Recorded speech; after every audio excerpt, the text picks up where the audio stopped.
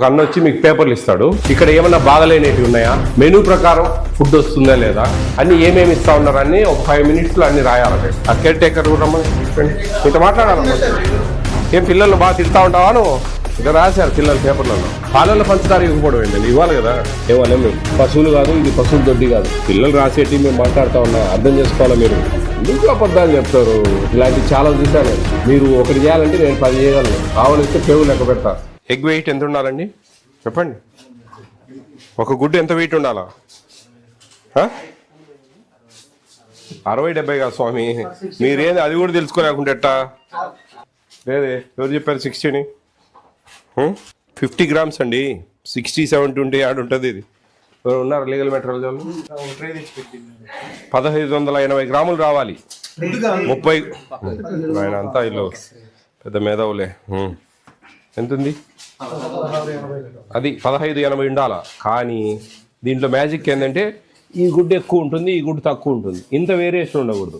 ఒక పిల్లోనికి, మీకు 2 కొడుకులు, ఒక పిల్లోనికి 60 గ్రాములు గుడ్డిద్దాం, ఒక పిల్లోనికి 30 గ్రాములు గుడ్డిద్దాం కదా.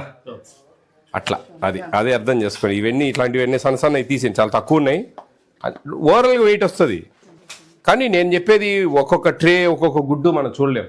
ఇటు చూసినప్పుడు ఇది ఇది ఇది ఎగ్జిట్ కావాలా అంతే. ఇట్లా చూస్తే అన్నీ బాగానే ఉన్నాయి, తేడా ఒకటి ఉంటుంది. ఇట్లా ఎగ్జిట్ కావాలా. ఇది 40 ఉంటుంది. 45 నుంచి 55 మధ్యలో ఉండాలండి. మనమే we are not making this good birds పెట్టేటివి.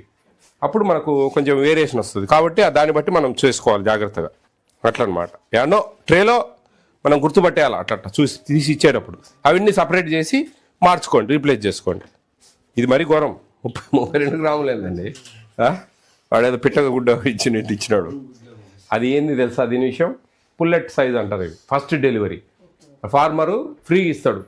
వాళ్ళు అక్కడ గుడ్డు లావి తీసేసి కలుపుతారు. అది వాళ్ళు చేసే పని.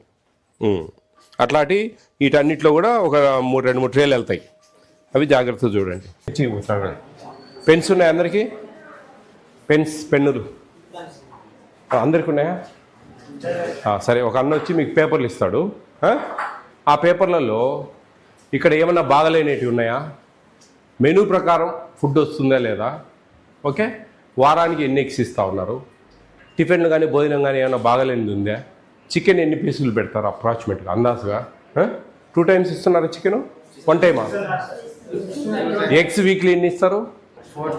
4 times ఇస్తారు. కానీ 6 ఇవ్వాలా, 4 ఇస్తా ఉన్నాం సార్, కొంచెం డబ్బులు సరిపోకని చెప్పారు. మాట్లాడతాను ఆ విషయం.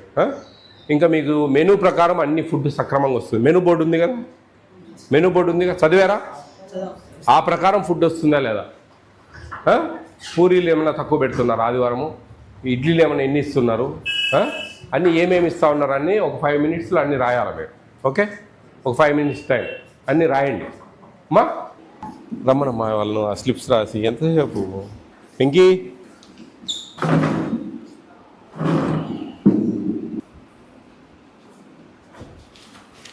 ఆ కేర్ టేకర్ రమ్మని మీతో మాట్లాడాలమ్మా. ఏం పిల్లల్ని బాగా తిడతా ఉంటావా నువ్వు? తిట్టకూడదబ్బా.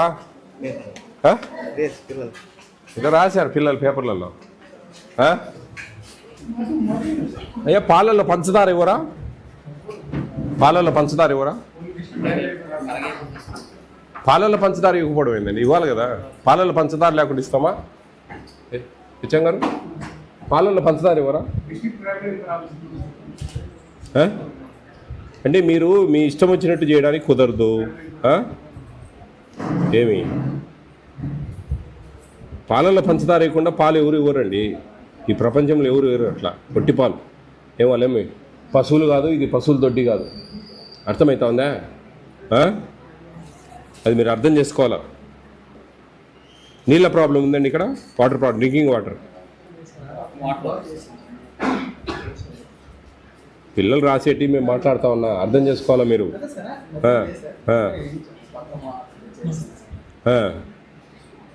ఫ్రూట్స్ ఇస్తున్నారు రెగ్యులర్గా? ఇవ్వడం లేదని రాశారు. అదే ఇంకా ఫ్రూట్ అంటే. చికెన్ మీరు ఈరోజు పెట్టారు 157.5 grams, రోజు పెట్టరు. మీకు తెలుసు, మీ మనసాక్షికి తెలుసు. అది నేనేం చెప్పేది అవసరం లేదు. ఇక్కడ పిల్లలు నాకు క్లియర్గా రాశారని. అదేం పెద్ద పని కాదు. మీరేదో నేను వస్తూ ఉన్నానని 157.5 గ్రాము అంతా ప్రిపేర్ చేసి వేసినట్టు కాదు. ఏం హెచ్ఎం గారు ఇదండి, ఎందుకు అబద్ధాలు చెప్తారు? ఉన్న విషయం చెప్పండి అంతవరకే.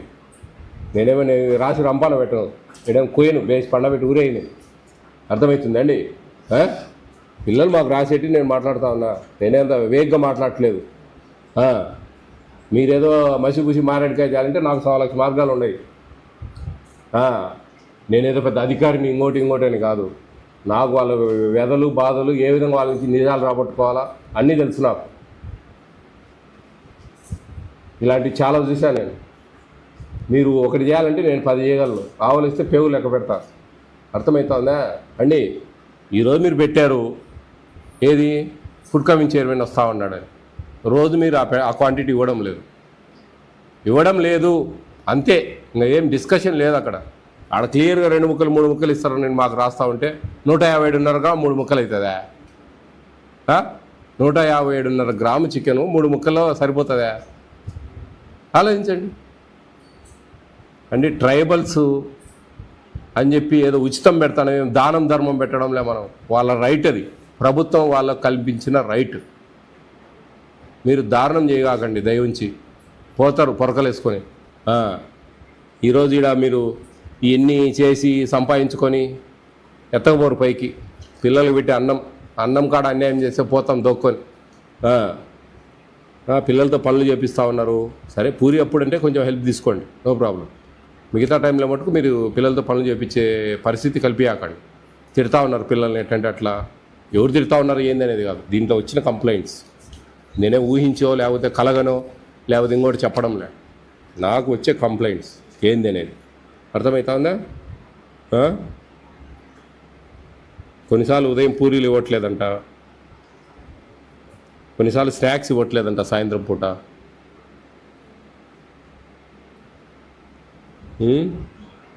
వారానికి 4 గుడ్లు మీరు చెప్పేశారు, ఓకే, అదంతా రాశారు పిల్లలు. వారానికి కొన్నిసార్లు 3 గుడ్లే ఇస్తారంట. వారానికి గుడ్లు 3 సార్లు, చికెన్ 2 లేదా 3 ముక్కలు, వారానికి పాలు 2 సార్లు, అరటి పండ్లు ఇవ్వట్లేదు, ఆదివారం పూరి 2 ఇస్తారు, ఓకే. రాత్రి భోజనం బాగాలేదు. నేనేం చెప్పట్లేదండి, ఇన్ని రైట్ ఐఎమ్ టేకింగ్. గుడ్లు అప్పుడప్పుడు ఇస్తున్నారు, చికెన్ 3 ముక్కలు, ఇడ్లీలు 4, సాయంత్రం స్నాక్స్ ఇవ్వట్లేదు. దీనికి మెమో ఇస్తాం మీకు. హెచ్ఎం గారు, కేర్ టేకర్కు మీకు మెమో ఇష్యూ చేస్తాం. మీ హెడ్కి చెప్పి డిస్టిక్ విజయవాడ నుంచి వస్తాయి మీకు.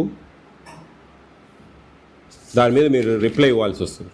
మీరు ఏం రిప్లై ఇచ్చుకుంటారో ఆ రిప్లై మేము సాటిస్ఫై అయితే ఓకే, లేదంటే సుమోటోగా తీసుకొని కేసు పెడతారు. తర్వాత మీరు బాధలు అవుతారు, మీ ఇష్టం.